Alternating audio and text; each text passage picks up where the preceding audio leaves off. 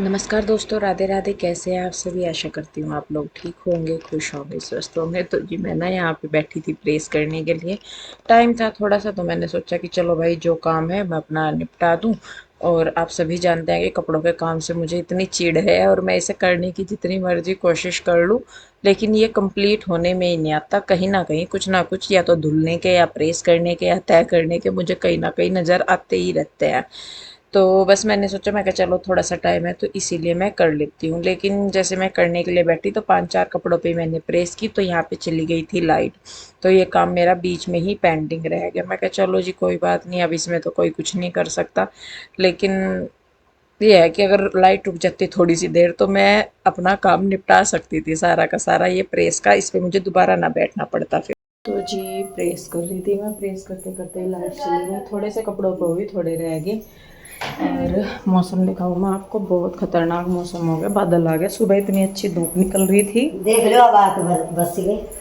और बारिश हुई एक बार तो पहले आ गई थी, फटाफट फटाफट धूप निकल रही थी और बारिश आ गई। और अब मुझे भी दिखाओ।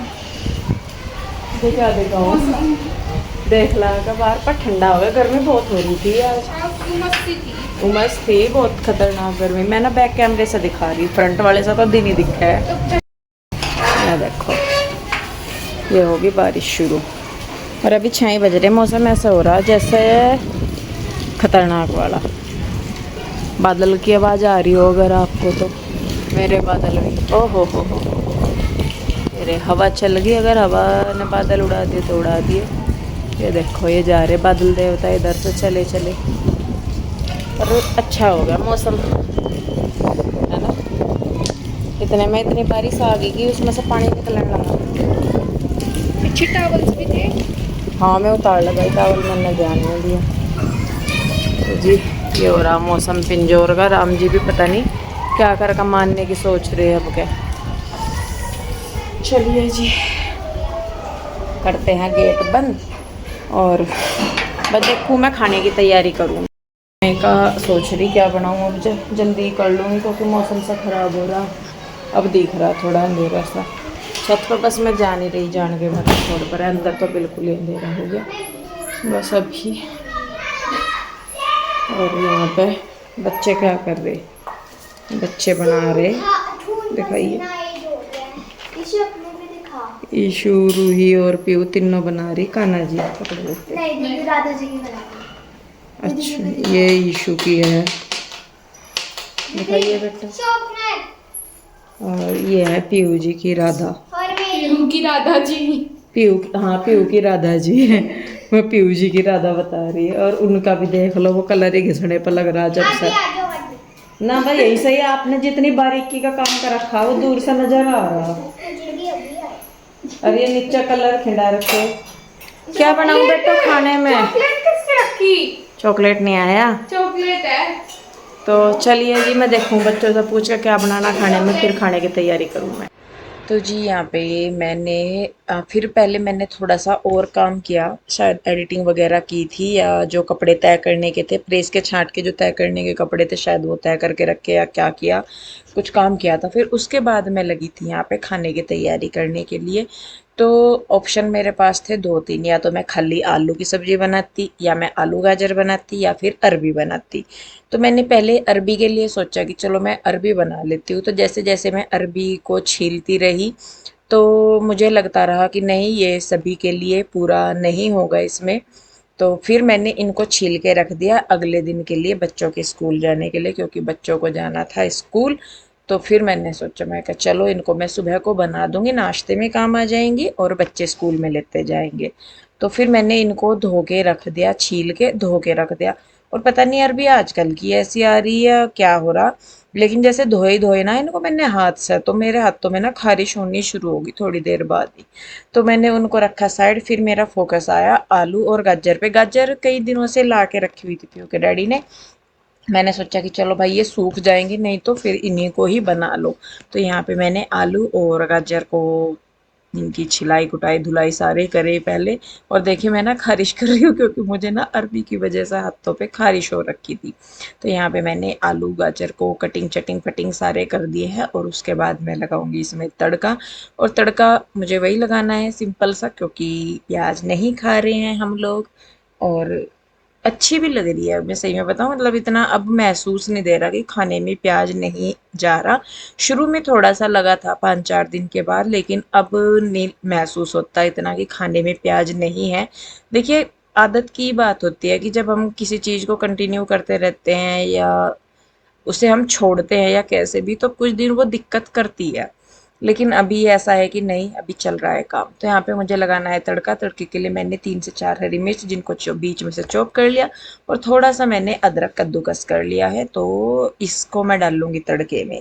तो यहाँ पे सबसे पहले कढ़ाई चढ़ा दी है मैंने, उसमें मैं डाल लूँगी हींग। तो पहले मैं कंटेनर में से जो है मसाले ले रही हूँ, मसालदानी में ख़त्म हो रखे थे तो वो मैं भर रही हूँ उनमें। तो सबसे पहले चला गया हींग, उसके बाद अदरक और हरी मिर्च और साथ में धनिया और जीरा, इनको हल्का सा चटकने देंगे। उसके बाद जो मसाले हैं वो डालेंगे, हल्दी डाल दी, मिर्च डाल दी, नमक डाल दिया, धनिया पाउडर डाल दिया, हल्का सा भून लिया। पहले मैंने डाले हैं आलू, क्योंकि आलू में को अगर मैं बाद में डालती हूँ ना तो उनमें रंग नहीं चढ़ता अच्छे से, तो वो वाइट वाइट से दिखता है, इसीलिए मैंने पहले आलू डाले। उसके बाद मैंने डाली है गाजर, और गाजर ऑरेंज ऑरेंज सी आ रही हैं अभी, तो थोड़े दिन बाद आनी शुरू हो जाएंगी रेड रेड वाली। तो तड़का लग गया मेरा, और कम आंच में करके मैंने ढक्कन बंद करके रख दिया, खुद वो पकती रहेगी अब बिना पानी के। उसके बाद यहाँ पे आटे के साथ थोड़ी सी कुश्ती हुई मेरी। और अगर आपको गुस्सा आ रहा ना तो कुछ ना करे, आटे को अच्छी तरीके से मसलना शुरू कर दे, आटा भी सॉफ्ट हो जाएगा और आपका गुस्सा या आप फ्रस्ट्रेटेड हो रहे किसी चीज़ से तो वो निकल जाएगा। चलिए खैर छोड़ते हैं इस बात को। यहाँ पे मैंने फिर बनाई हैं रोटियाँ, क्योंकि बस मुझे ये था, मैंने कहा चलो फटाफट से बना लेती हूँ सबके लिए, फिर बाद में सब खाएंगे। हालांकि मैंने आटा रोक दिया था थोड़ा सा, मैंने कहा कम रहेंगी तो मैं बाद में बना लूँगी, क्योंकि कई बार अंदाज़ा नहीं रहता, कम या ज़्यादा हो जाती है। कम का तो इलाज है कि भाई कम रहेगी तो दोबारा बना लेंगे, लेकिन अगर ज़्यादा हो जाती है फिर वो सुबह को बच जाती है, फिर कोई जल्दी सा उन्हें खाता नहीं। तो यहाँ पे मैंने समेटा किचन अपना, फिर उसके बाद जो बर्तन थे वो धुल के धरे और किचन मैंने अपनी कर दी थी साफ। और मैं आपको बताती चलूँ, आशु जो है वो यहाँ पे नहीं थी, वो गई हुई थी उनके आंटी के यहाँ पे, जो आंटी उधर काम करते थे ना आशु के पास, वहाँ पे। क्योंकि जो आंटी के बेटे थे वो पूरे हो चुके थे। शायद आपको आशु की वीडियो से ये पता लगा होगा कि आंटी के बेटे की तबीयत खराब हो रखी थी, तो इस दिन से एक दिन पहले वो पूरा हो गया था। यहाँ पिंजौर में उन्हें जब जवाब दे दिया तो उन्होंने पिंजौर में ही किसी प्राइवेट हॉस्पिटल में भी दिखाया, उसके बाद उन्होंने उसको वहाँ पीजीआई में रेफ़र कर दिया। लेकिन जब वो वहाँ पे गए तो तब तक जो है मतलब कंडीशन उनकी ख़राब हो चुकी थी।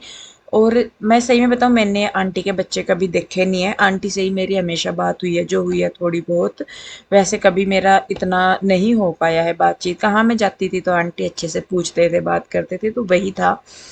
लेकिन मैंने कभी उनके बच्चों को नहीं देखा कि हाँ भाई मैं पहचान लूँ या कुछ भी कर लूँ, लेकिन सुना ही है। तो उनका बेटा शायद 19-20 साल का ही था, और उसको अचानक से उनके जो है, जो मुझे पता लगा कि एकदम से उनके ऑर्गन्स वगैरह फेल हो गए, या जब तक उनको पीजीआई रेफ़र किया तब तक उनकी किडनी वगैरह लीवर वगैरह वगैरह जो है वो फेल हो चुके थे। और शायद जब वो उनको वहाँ पे लेके गए उस टाइम ही डॉक्टर ने उनको बोल दिया था कि मतलब उनके चांसेज नहीं है। और शायद जहाँ तक मैं जानती हूँ कि ऑर्गन्स जब फेल होना शुरू होते हैं तो बचने के चांसेज ना के बराबर ही होते हैं, और बाद में उनको वेंटिलेटर पे भी लेके जाया गया था, क्योंकि वो मतलब सांस नहीं ले पा रहे थे।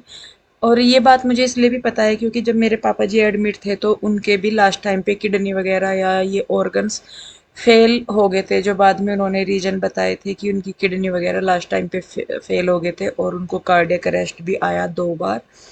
तो ये था, तो आंटी का जो फिर लड़का था वो पूरे हो गए थे। तो देखिए, एक माँ यूँ कहते हैं कि मतलब दुख तो देखिए कोई भी छोटा या बड़ा नहीं होता, दुख हर एक को अपने हिसाब से अपना दुख बड़ा लगता है। लेकिन ये कहा जाता है कि एक माँ बाप के लिए औलाद का दुख सबसे बड़ा होता है। और आंटी के जो है वो हस्बैंड भी नहीं थे, बहुत पहले ही वो पूरे हो गए थे। फिर उसके बाद आंटी ने कैसे मेहनत करके, अपने 3 बच्चे थे आंटी जी के, 2 बेटियां 1 बेटा, तो उनकी मतलब बेटियों की भी शादी की, अब बेटे का भी करते ही शादी। लेकिन वही है कि जीवन में कई बार ऐसा हो जाता है कि दुख हमारा पीछा नहीं छोड़ते, हम कितनी मर्जी उनसे भागने की कोशिश कर ले। और मैं सही में बताऊं, जब इस तरीके के दुख हम देखते हैं ना कि भाई एक 19-20 साल का लड़का चला गया ऐसे ही, और मतलब या छोटे बच्चे या कोई भी, तो अपना दुख ना बहुत छोटा लगने लगता है। तो तब जाके अपने आप को ये लगता है कि नहीं, हमारे मम्मी पापा जी या किसी के भी दुख की बात मान लीजिए, तो तब ऐसा लगता है कि नहीं भाई, हमसे बढ़ के भी जीवन में बहुत सारी चीजें हैं, दुख हैं, तकलीफें हैं। और सच में एक जवान बेटे को खोना एक माँ के लिए बहुत बड़े दुख की बात है, और शायद उससे कभी निकलना भी नहीं जा सकता। हाँ, ये है कि खाना पीना जीना एक मजबूरी का काम हो जाता है, लेकिन आदमी कभी वैसे नहीं कर पाता जैसे कि वो करता है। तो शायद आंसू ने आपको इस बारे में अपडेट दे दिया होगा, मुझे नहीं पता है इस बारे में। तो बस यहाँ पे जब वो, मतलब जब मैं यहाँ पे अभी वीडियो कर रही थी, तो तभी मुझे याद आया था कि हाँ, आशु वहाँ पे गई हुई थी, इसीलिए मैंने ये आंटी के जो बेटे का है उनका जिक्र किया है। तो प्लीज़ आप लोग भी प्रे कीजिए कि उनके बेटे जहाँ भी होंगे, भगवान उन्हें अपनी शरण में ले और उनकी आत्मा को शांति दे। बाकी यह है कि आंटी का जो जीवन है, मतलब पूरे जीवन का एक दुख हो गया है। पति के बिना एक बार को हो जाता है कि चलो, लेकिन औलाद का दुख औरत को अंदर तक खत्म कर देता है। और एक मतलब पूरा ये हो जाए कि जवान बच्चा चला जाए आंखों के आगे ऐसे, तो फिर तो देखिए तकलीफ होती है। तो खैर जी, देखिए बस यहाँ पे हमारा खाना पीना हो गया था सारा, रोटी थोड़ी कम रह गई थी तो फिर मैंने वो बना दी। कम नहीं रही थी, मतलब 2-3 थी। पीहू के डैडी खाना खा रहे थे, तो फिर मैंने सोचा कि उनके लिए मैं सारी ताजी ही बना देती हूँ। तो जो बर्तन थे खाने के, वो बाद में फिर आशु ने उधर धुल दिए थे। तो इस तरीके से करके फिर हम दोनों बहनों ने जो हमारा काम है वो पूरा। मैंने भी खाना खा लिया और पीहू के डैडी ने भी खा लिया। किचन भी मेरा साफ हो गया। और यहाँ पे सुबह के लिए मैंने जो है अरबी भिगोई है गर्म पानी में, क्योंकि खारिश ना इतनी होती है, तो मैं इसीलिए गर्म पानी में नमक डाल के इन्हें भिगो के रख दूँ। और टाइम 9:10 के लगभग हो रही घड़ी में, मतलब आप कुछ ही है। और यहाँ पर भी होगा डैडी अपना काम भी कर रहे हैं और दवाई भी लेने लग गए। मालिश कर दो, मालिश स्प्रे। हाँ, जो स्प्रे दी थी मुझे तो दिखी नहीं, वो दोबारा स्प्रे कहाँ है? लाओ मुझे दे दो। और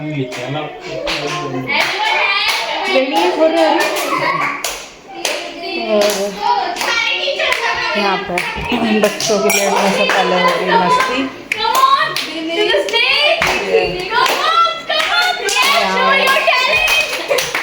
धीरे कर लो बेटे, धीरे टैलेंट दिखा लो अपना, बिना चीखे टैलेंट दिखा लो।